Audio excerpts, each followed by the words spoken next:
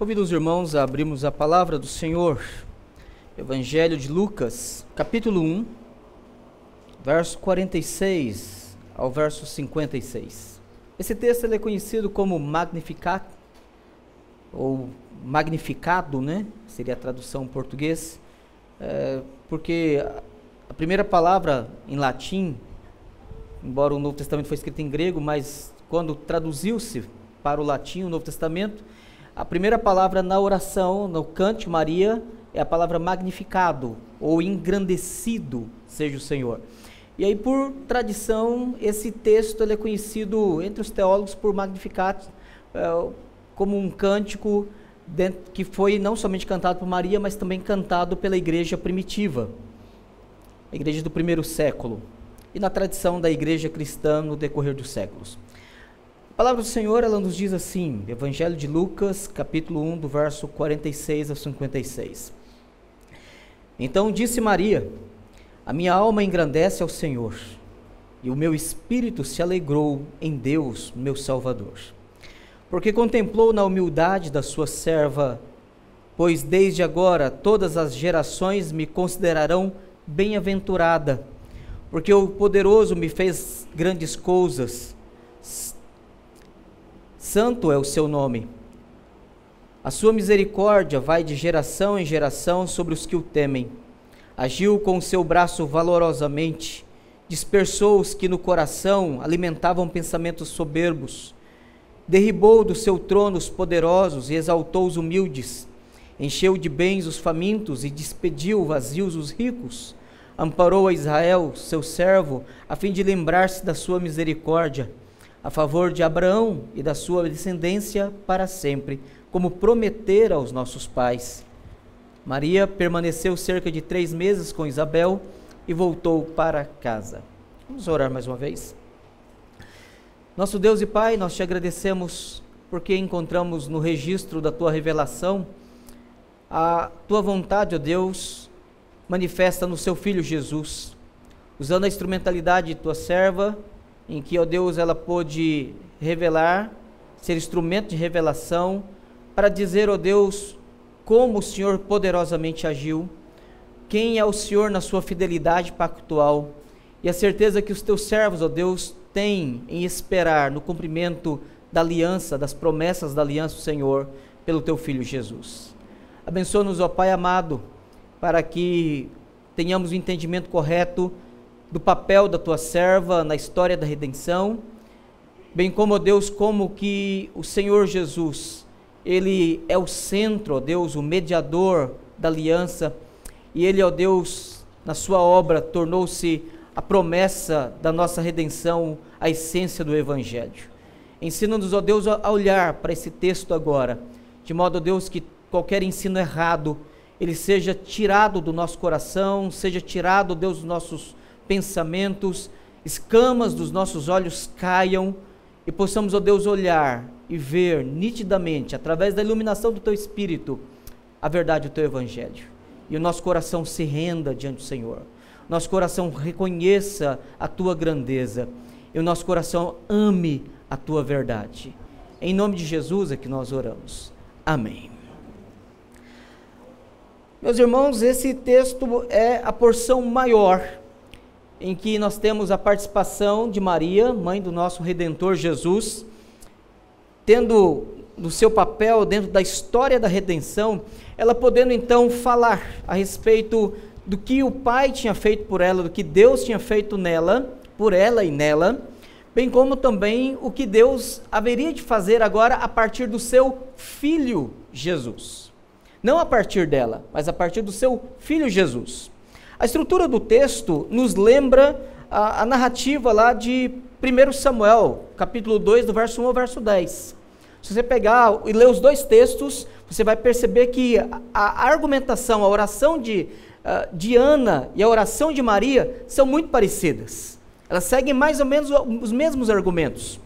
Mas o ponto é que aqui nesta oração, do verso 46 ao verso 49, nós encontramos primeiramente o que Deus havia feito por Maria e estaria fazendo através dela, mas não seria através dela na sua pessoa para o seu povo, mas através dela o seu filho, o Filho de Deus, encarnando-se a partir da humanidade de Maria, dando continuidade na linhagem de Judá, cumprindo a promessa de Deus proferida a Jacó, por meio de Jacó, a Judá, que o trono, o cetro não se afastaria de Judá, e que de fato essa linhagem, da linhagem de Davi, agora dentro da linhagem vinda em Maria, nascendo nosso Senhor Jesus. Do verso 50 ao verso 55, agora nós vemos de fato ela apontando para aquele que merece toda a glória, aquele que de fato realiza todas as coisas, aquele em quem a redenção é prometida, realizada, consumada e então aplicada no seu povo. Nosso Deus, nosso Senhor.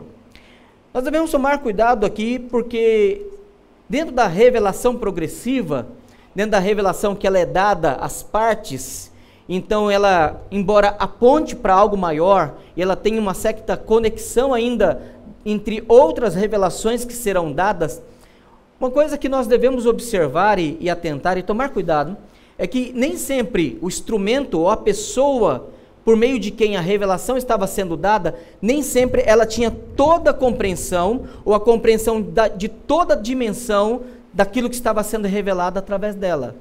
Então, talvez se você perguntar assim, pastor, é possível que Maria já soubesse ali, com compreensão expansiva, completa, quem estava sendo gerado no ventre dela? Possivelmente que não.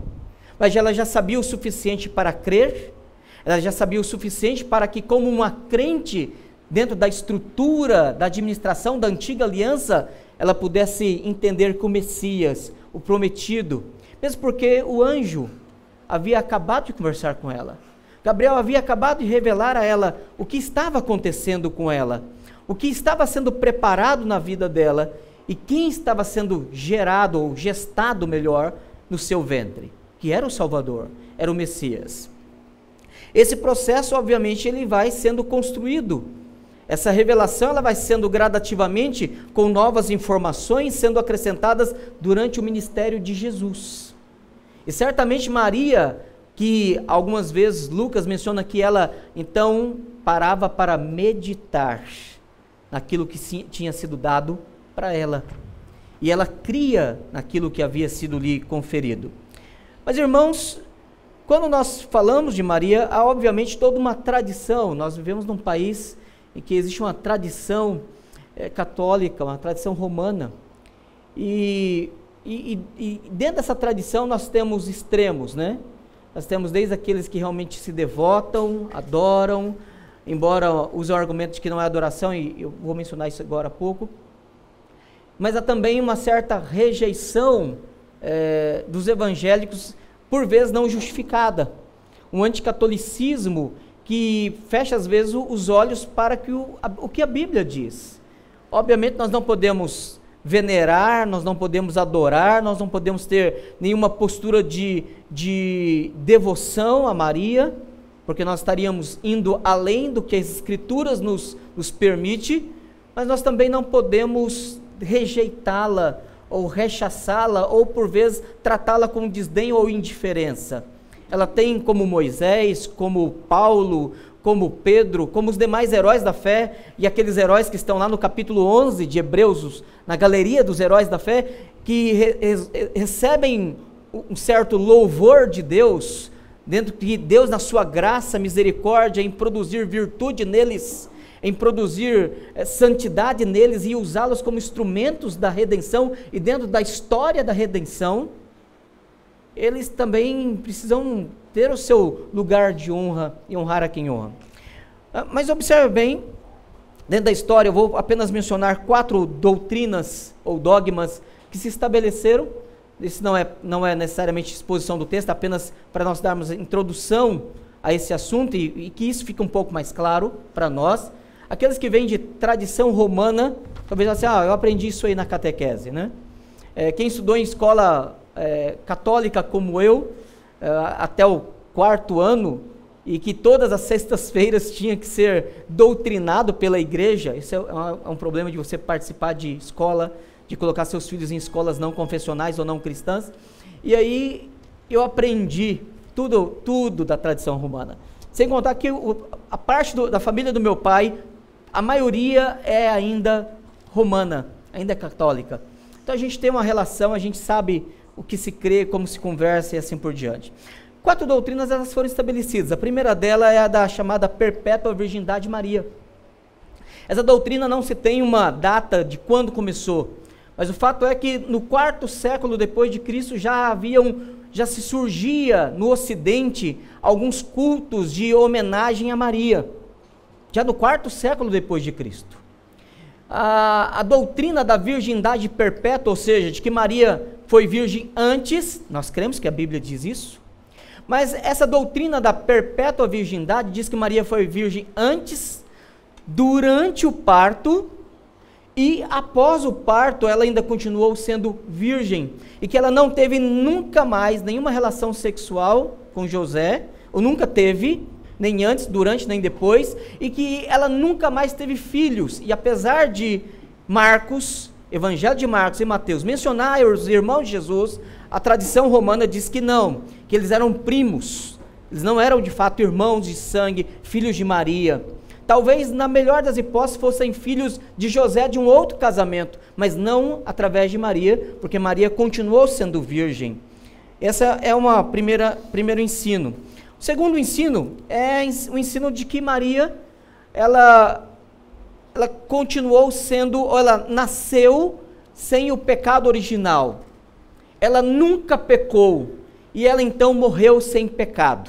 Essa doutrina ela é chamada de Imaculada Concepção, ou Imaculada Conceição. Por isso ela é chamada às vezes de Nossa Senhora da Conceição, né?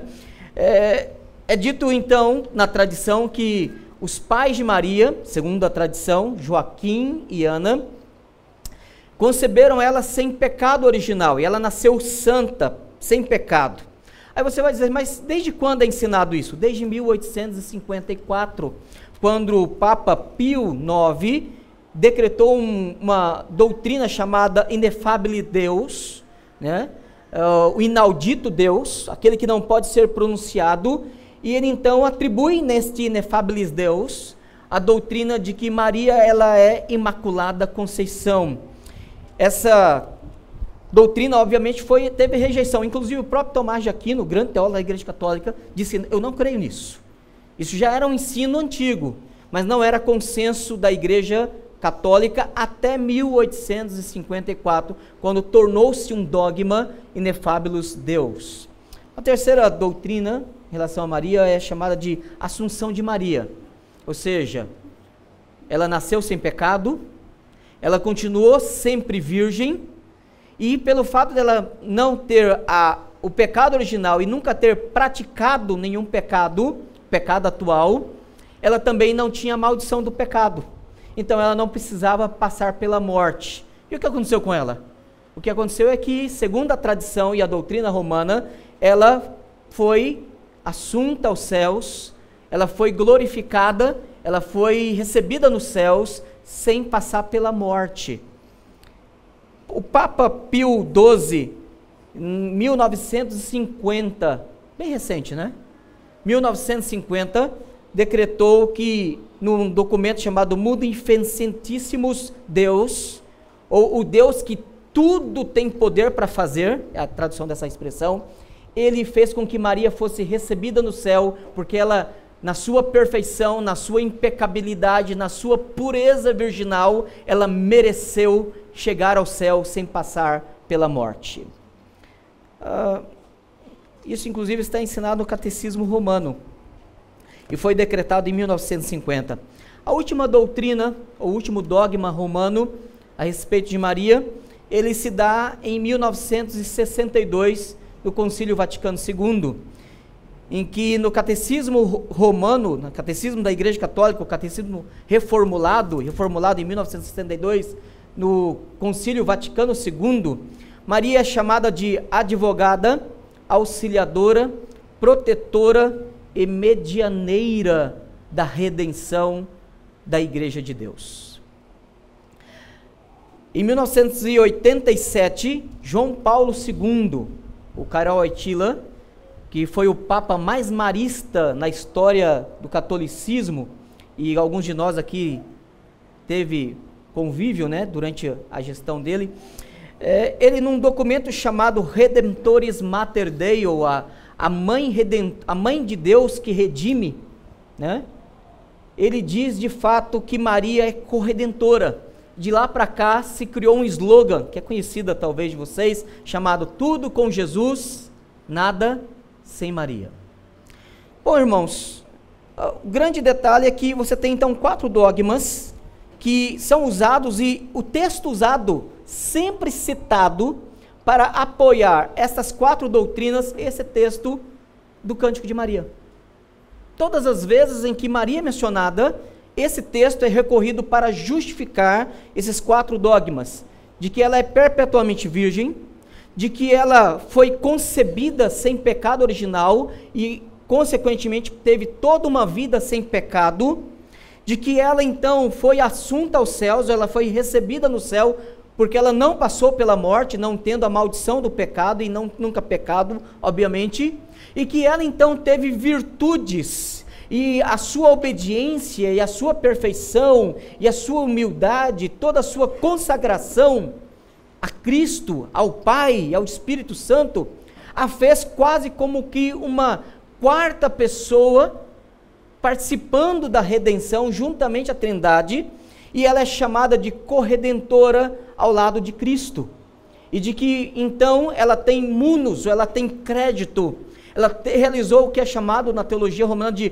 obras de superrogação, a ponto de ter autoridade, de ter mérito junto ao Pai, e poder junto ao Pai, como o Filho, na mesma autoridade do Filho, orar ao Pai e dizer, é por estes que eu intercedo. É por isso que a tradição romana, na sua oração mais conhecida a Maria, a chamada Ave Maria, diz Ave Maria, que é uma expressão romana para dizer exaltada, reconhecida, elogiada, admirada, merecedora de devoção. Maria, cheia de graça. O Senhor é convosco, e bendito sois vós entre as mulheres, e bendito é o fruto de vosso ventre, Jesus. Santa Maria, Mãe de Deus, rogai por vós, pecadores, agora e na hora da vossa morte. Amém. Acho que nunca numa igreja presbiteriana aqui, pois nunca foi feita a reza. A primeira vez, né? Então só recitei, tá, irmãos? Só para deixar bem claro isso aqui. Mas dentro desta oração você encontra a tentativa de justificar essa doutrina, esses 4 dogmas nessa oração. A nossa pergunta é, de fato nós podemos reconhecer tudo isso que foi atribuído a ela? Seria de fato honrá-la, reconhecer todo esse potencial atribuído a ela? A resposta é não, porque a mentira nunca honra ninguém. A mentira nunca honra ninguém, mesmo que seja uma mentira para bajular, para elogiar, para engrandecer e para colocar alguém numa posição de admiração. A verdade honra, mesmo que ofenda. A verdade honra, mesmo que ela doa. A verdade honra, porque Deus é o Deus que é amor. E nós devemos ser filhinhos que andamos na verdade. Voltemos então agora ao texto, porque o texto é que nos importa dizer o que nós devemos olhar, o que nós devemos entender.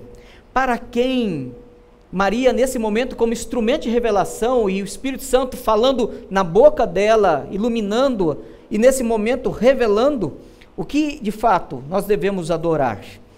Observe bem o verso 46, ele começa com uma declaração muito interessante. Ele diz, a minha alma engrandece ao Senhor. E nós devemos atentar aqui, porque a expressão engrandecer não significa que Maria estava tornando grande Jesus. Não que ela tivesse poderes para fazer assim, olha, Jesus somente se tornou quem ele era por minha causa, e eu então tenho autoridade sobre ele, eu tenho autoridade para dizer o que ele deveria fazer.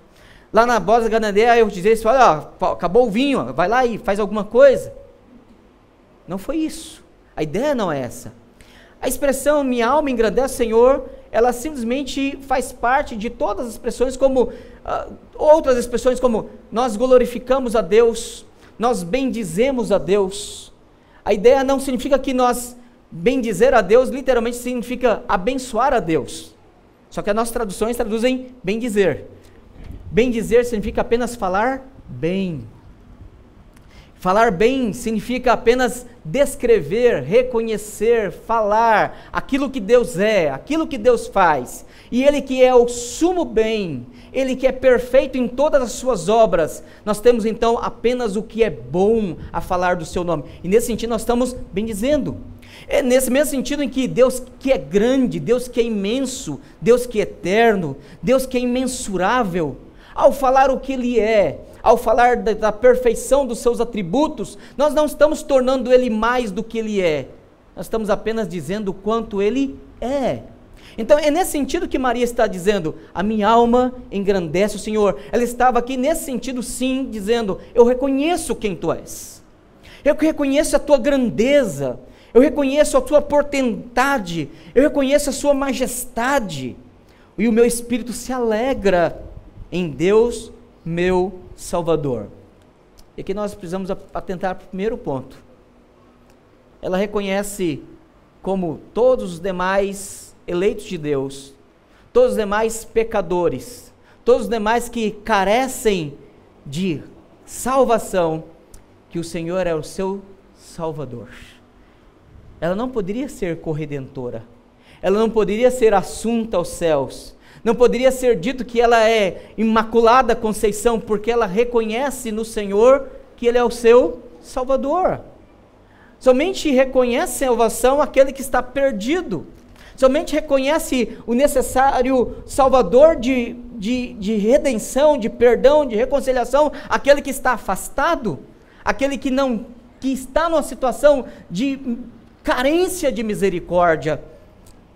Ela, em primeiro lugar, ela reconhece sim, que o Senhor é o seu Redentor, é o seu Salvador, e ela diz, porque Ele contemplou na humildade a sua serva. E observe bem que ela não está dizendo que, ela não está chamando a humildade aqui como sendo uma virtude, para dizer assim, olha, a virtude da minha humildade fez com que Deus olhasse com bondade para mim, porque eu sou humilde, então na minha humildade eu merecia a graça de Deus. Seria uma contradição, duas vezes. Primeiro, porque graça nunca se merece, e segundo, a humildade nunca é motivo de vanglória. Ninguém diz assim, ninguém na sua real humildade diz assim, eu sou mentiroso, eu sou um fornicador, eu sou um assassino, eu não valho nada, eu sou alguém que é miserável, eu sou merecedor da ira de Deus, a justiça de Deus, ela deveria vir sobre mim e condenar-me ao inferno. Não existe honra nisso, não existe admiração nisso. Inclusive, se nós não formos humildes no reconhecimento dos nossos pecados, e é a falta de humildade que, inclusive, por vezes faz com que nós tenhamos dificuldade de dizer assim, sim, o meu pecado é grave, o meu pecado é ofensivo, o meu pecado é feio, o meu pecado é destrutivo, o meu pecado ele causa desgraça, no sentido, por favor, entenda a palavra no sentido de ausência de graça, traz males sobre a minha vida. Não existe nenhuma honra nisso, não existe nenhum louvor nisso, não existe nenhum mérito nisso. E isso é a única coisa que nós podemos oferecer para Deus. Senhor, está aqui as minhas misérias diante de Ti. E foi isso que Maria fez quando ela diz, Ele é o meu Salvador. Ele viu a humildade da tua serva, ou seja, ele viu que eu não sou ninguém.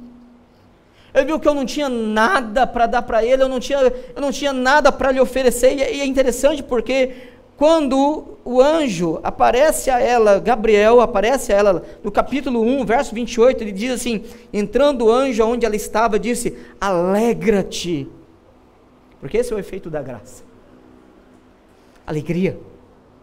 Ele tira o peso do pecado sobre nós, ele tira a vergonha que o pecado traz sobre nós, ele tira a acusação e o fardo sobre a nossa consciência que o pecado gera em nós e que nos torna então expostos a Satanás para que ele possa acusar-nos, para que ele possa então nos ofender naquilo que nós merecemos ser ofendidos, porque o nosso pecado nos torna desonrados. Alegra-te, é a palavra que ele traz para Maria, e essa é a palavra que ele traz para nós quando nós somos alcançados pela graça em Cristo Jesus. Alegria, não há mais condenação para aqueles que estão em Cristo Jesus. Alegria, porque nós temos agora no Redentor, no Senhor, no meu Salvador, o perdão daquilo que me traz condenação. Muito favorecida. E aqui está uma expressão que a tradução na Vulgata Latina foi causa de desvio doutrinário. Na Vulgata Latina a tradução está Maria gratia plena. A ideia de que Maria ela é cheia de graça, ela é detentora de graça, e ela tem graça suficiente, excedente, para dar aos demais. E por isso, nas suas obras de subrogação, segundo a doutrina romana, os fiéis podem recorrer à mãe e pedir que ela compartilhe da plena graça que ela tem com os demais. O texto aqui não diz isso. O texto original e a nossa tradução em português muito bem feita diz que ela é muito favorecida, ou seja, ela foi passivamente, ela na sua condição passiva de recebedora, ela então ao estar na condição de beneficiária, ela recebe muita graça.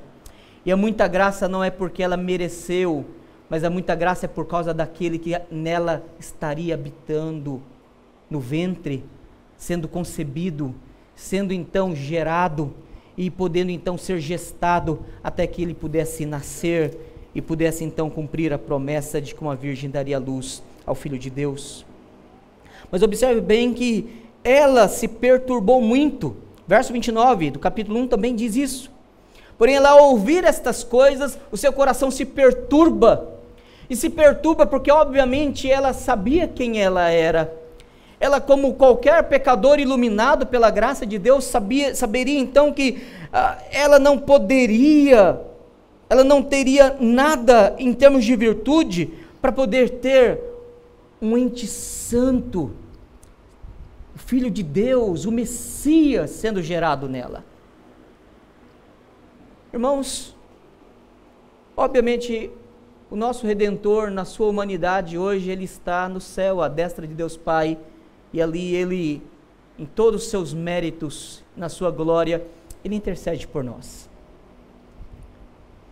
Mas nós temos conosco o Espírito Santo que em nós habita. Obviamente nós não somos como Maria, nenhum de nós, que tinha o ente santo sendo gerado, a humanidade dele, observe bem, e a glória da divindade dele, do Filho, manifestando-se na humanidade, nessa união perfeita do Filho de Deus. Mas observe bem, nós temos a habitação do Espírito Santo agora em nós. Isso é algo grandioso. Isso é algo tão grandioso. Isso é algo que faz com que nós tenhamos temor. Isso nos cause perturbação, e é por isso que o Espírito nos seria dado, para que ele nos perturbasse, sim, para que ele nos convencesse do pecado, da justiça e do juízo, quando nós pecamos. Porque nós ainda somos pecadores, e é por isso que também nós podemos olhar para a nossa vida e dizer: nós somos bem-aventurados, nós somos felizes, porque o Senhor fez grandes coisas e santo é o seu nome. Ele é santo. E ele que é o Santo de Israel, o Filho, deu-nos por habitação o Espírito Santo para que nos pudesse nos fazer santos, para que pudesse tirar aquilo que nos perturba, para que nos santificando pudéssemos olhar para Cristo. E esse é um ponto interessante de relação. Obviamente aqui em Maria isso estava ainda em germe, em semente, mas agora em nós temos algo muito maior. Agora, de forma completa e perfeita, a revelação realizada. Mas observe bem que agora, do verso 50 até o verso 55, nós temos ela apontando para aquilo que devia realmente receber toda a honra e toda a glória, a obra do Pai. Porque embora ela comece dizendo, a minha alma, o meu Salvador, a sua serva, me considerarão bem-aventurada, grandes coisas me fez, e ela usa pronomes na primeira pessoa, mas observe bem, ela sempre na humildade, reconhecendo a sua nulidade, a sua não participação ativa, mas a sua dependência, e a graça, a misericórdia e o poder de Deus agindo nela. Agora do verso 52 ela mostra, ela aponta no seu cântico, que todas essas coisas Deus fez não por causa dela, não focando nela, não centralizando nela, mas ela como instrumento para receber o Filho de Deus, realizar aquilo que o Filho de Deus, ou melhor, anunciar aquilo que o Pai faria pelo ou por meio do Filho de Deus. E aí sim você tem, do verso 52 ao verso 55, do verso 50, perdão, ao verso 54, dizendo assim, que Deus, Ele em sua misericórdia, Ele vai de geração em geração sobre os que o temem. E aqui nós encontramos, embora não ocorra a palavra aliança ou pacto, mas nós encontramos uma linguagem pactual. Deus, Ele é misericordioso, Ele age com misericórdia de geração em geração. Abra comigo rapidamente no Salmo 108.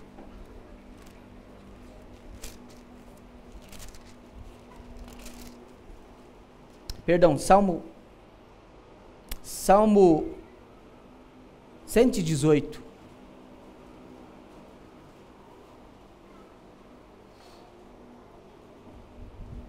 Verso 4 diz assim, digam, pois, os que temem o Senhor, sim, a sua misericórdia dura para sempre. Em meio à tribulação invoquei o Senhor, e o Senhor me ouviu e me deu folga. O Senhor está comigo, não temerei. Que me poderá fazer o homem? O Senhor está comigo entre os que me ajudam, porque por isso verei cumprido o meu desejo dos que me odeiam. Melhor é buscar refúgio no Senhor do que confiar no homem. Melhor é buscar refúgio, Senhor, do que confiar em príncipes. Essa é a linguagem pactual. É a linguagem que o Senhor, ele aponta para a redenção. Se você voltar lá para o capítulo 103 também do Salmo 103, por favor. Verso 17 e 18. Salmo 103, versos 17 e 18. Mas a misericórdia do Senhor é de eternidade a eternidade sobre os que o temem, e a sua justiça sobre os filhos dos filhos, para com os que guardam a sua aliança, e para com os que se lembram dos seus preceitos e os cumprem. No capítulo 1 de Lucas, verso 50, a sua misericórdia vai de geração em geração sobre o que o temem. Então aqui, primeira menção que ela faz no verso 50 ao verso 56, é de que o Deus que estava agindo nela, o Deus que estava agindo por meio dela, e que estava agora trazendo a manifestação na plenitude dos tempos, o Redentor, é um Deus de aliança, era o mediador da aliança, era a glória do Senhor sendo manifesta nas promessas de geração em geração, e mais uma vez Ele cumprindo. No verso 51, você encontra uma outra verdade sendo revelada, e ele diz, agiu com braço valorosamente, e dispersou os que no coração alimentavam pensamentos soberbos. Toda a ideia de autossuficiência, toda a ideia de autossalvação, toda a ideia de cooperar com Deus em realizar a obra de Deus, ela é lançada por terra. Ela é chamada de pensamentos soberbos. Ela é chamada por Deus de algo desprezível, porque Deus está aqui dizendo, é Ele quem realiza, é Ele quem faz, é Ele quem chama a salvação, é Ele quem anuncia, agindo eu, quem impedirá, diz lá Isaías. Então nós sabemos que Deus, Ele não aceita que ninguém, Ele não compartilha, usando a linguagem das Escrituras, Ele não compartilha a sua glória com ninguém. E aqui mais uma vez, ela deixando bem claro que é Ele, porque ela é humilde, ela é alguém que nada tinha a oferecer, E Deus é o Deus que Ele despreza aqueles que se orgulham. Ele resiste ao soberbo, diz as Escrituras. Ele agiu com um braço valoroso, Ele agiu com poder, com honra. Ele derrubou o seu trono, os poderosos, e exaltou os humildes. E aí a narrativa continua dizendo, Ele encheu, Ele despediu, Ele amparou. Ele é o Deus de misericórdia. Ele é o Deus que redime. Ele é o Deus que conduz. Mais uma vez, no verso 55, ele encerra mencionando o Deus da aliança. A favor de Abraão e da sua descendência, para sempre, como prometera aos nossos pais. Mais uma vez, a linguagem pactual. Por que Deus nos salva? Ele nos salva por causa da sua graça. Ele nos salva por causa da sua aliança, promessa que Ele faz aos nossos filhos, aos nossos descendentes. Primeiramente, obviamente, a nós que entramos em aliança com Deus. Ele nos salva porque Ele é misericordioso. Nós não somos nada, nós não somos ninguém. E sem reconhecer nenhum mérito em Maria, mas usando esse argumento, se Maria teve o muito favor de Deus, usando as palavras de Gabriel, podendo carregar durante 9 meses o Redentor no seu ventre, podendo conviver com o nosso Redentor, chamando de uma forma muito privilegiada de meu filho, ela não viu em si mesma nenhum argumento de valor, ela não viu em si mesma nenhum motivo que fizesse com que ela pudesse obter de Deus algo por obedecer, por ser, mas ela reconhece a sua humildade, a sua nulidade, ela reconhece que é Deus, e Deus na sua grandeza, na sua suficiência, na sua glória, manifesta em Cristo Jesus, somente podendo salvar. Ela que chama-o de seu Salvador, ela que reconhece que essa salvação se deu pela aliança, e que ela é apenas um elo dentro dessa aliança, ela é um elo dentro dessa corrente pactual, em que pais têm alegria de ver os seus filhos sendo alcançados pela promessa da redenção, em que nós podemos consagrar ao nosso Senhor Jesus. Ela que teve o privilégio de gestar o mediador da aliança, ela diz, Ele é grande, nós somos favorecidos por meio de Abraão, em que nele foi prometido lá em Gênesis 12, em ti serão benditas todas as famílias da terra. Nós somos salvos, não por causa de Maria, não por causa de Moisés, não por causa de Abraão, mas somente por causa de Jesus. Tudo com Jesus, tudo suficientemente com Jesus, tudo somente por meio de Jesus, tudo somente, e esse evento, e até mesmo Maria somente veio à história e à memória, como ela mesma diz, gerações, no verso 48, todas as gerações me considerarão bem-aventurada. Sim, bem-aventurada, porque Maria, você teve o privilégio de ser instrumento do cumprimento da promessa daquela virgem que daria à luz o Redentor, o desejado de todas as nações, e que ela, ao ter o rompimento da madre, colocar à luz o Filho de Deus, o verdadeiro Deus, o verdadeiro homem, o nosso mediador, ela fica para trás, porque todos os holofotes, toda a glória, toda a majestade, todo o louvor se dá no Filho, e ela sabe disso. Então, honrar, cultuar, louvar, fazer qualquer devoção a Maria, na verdade, é pecar contra ela. Na verdade, é pecar contra ela. É pecar contra Deus. É pecar contra o Filho. É pecar contra ela porque nós estamos mentindo contra ela. uma glória que ela nunca quis, uma glória que ela nunca reconheceu, honras que ela nunca teve. Se a igreja primitiva do primeiro século, inclusive, fizesse isso, lembra, eu mencionei que os cultos a Maria começaram no século 4 depois de Cristo. Se Maria fosse já cultuada pelos discípulos de Jesus no primeiro século, certamente o autor aos Hebreus, lá no capítulo 11, faria questão de acrescentar o nome dela na galeria da fé. Mas ela nem sequer é mencionada. Porque de fato a palavra que não contradisse a si mesma, reconhece que ela foi humilde. E a porção dela foi dada naquele momento. Mas o galardão dela é com o Pai. E não da parte da igreja. Não é a igreja que galardoa a obediência dos santos, é Deus. Ela não participou do plano eterno de Deus. Ela não esteve com a Trindade lá na eternidade escolhendo os eleitos. Ela não teve durante a sua vida sendo motivo de adoração, de devoção. Obviamente ela foi crente, um crente da antiga aliança, que transitou para a nova aliança na ressurreição do Senhor Jesus. Mas ela, em momento nenhum, participou da redenção.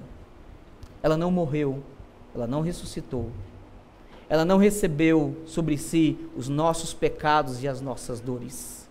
Ela não nos substituiu, ela não pode interceder por nós. Ainda deve ser observado, irmãos, que dela nunca saiu graça, mas ela foi beneficiária, ela foi recebedora de graça. Ela nunca perdoou pecados, mas ela pôde dizer para Deus: Tu és o meu Salvador. Nós devemos lembrar que Maria não é nossa mãe, ela é mãe do Senhor Jesus, na sua humanidade. Ela não é cheia de graça, embora ela obteve da parte de Deus muita graça para exercer esse momento na história da redenção. Ela nunca aceitou adoração, mas a oração dela nos ensina a adorar a Cristo, a adorar o Pai, a reconhecer a grandeza da obra de Deus na sua aliança conosco. E se alguém ainda tem dúvidas, deveria lembrar do conselho que ela dá lá na bodas da Galileia, né? Quando ela diz para os discípulos lá, que estavam com ela: atendei a tudo o que ele diz, apontando para Jesus. É Cristo. Que Deus nos abençoe, Deus nos ensine a olhar para Cristo. Mesmo quando nós olhamos os heróis da fé, manifestando as virtudes de Deus, nós devemos lembrar que todo o mérito, toda a virtude, todo o dom perfeito vem do alto, e eles foram merecidos por Cristo na sua perfeita obediência ativa, e são-nos outorgados, são-nos transmitidos pela habitação do seu Espírito. Que Deus nos abençoe a amar os santos de Deus, os servos de Deus, não só Maria, mas os de hoje também, naquilo que eles amam a Deus, mas lembrando que toda glória pertence somente ao Senhor Jesus. Amém.